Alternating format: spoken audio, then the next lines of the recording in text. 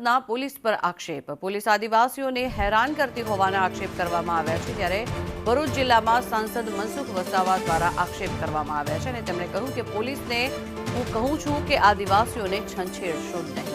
આદિવાસી સરપંચોને હેરાનગતિ કરવામાં આવે છે તે પ્રકારનું તેમણે નિવેદન આપ્યું.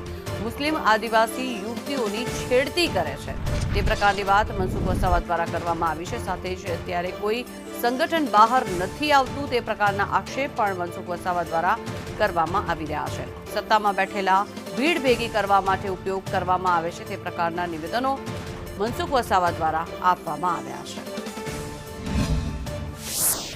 મુસ્લિમ શિક્ષક છેડતી કરે આવા તો કેટલાય તો હિન્દુ સંગઠનો ક્યાં બેસી ગયા છે? હું એમને પણ કહું છું, આ હિન્દુ સંગઠનો ક્યાં છે? કોણ મદદ નથી જતા, મદદ નથી થતા. આજે છોકરી 6 મહિનાથી આજે મુંબઈમાં રીબાય છે અને મને ખબર છે કેટલાક લોકો આ સંમેલનમાં લોકોને રોકવા માટે બહુ પ્રયત્ન કર્યા છે. પોલીસવાળે હમણાં ટેમ્પો તો ઘણા ફર્યા. બાબરભાઈના આ વિસ્તારમાંથી ટેમ્પો હતો તેને પોલીસવાળે રોક્યા.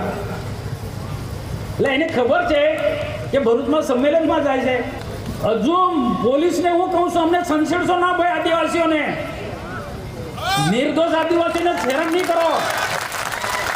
સત્તામાં બેઠેલાને પણ હું કહું છું કે જ્યાં જરૂર છે આદિવાસીને મદદરૂપ થાવ, વારે જાઓ.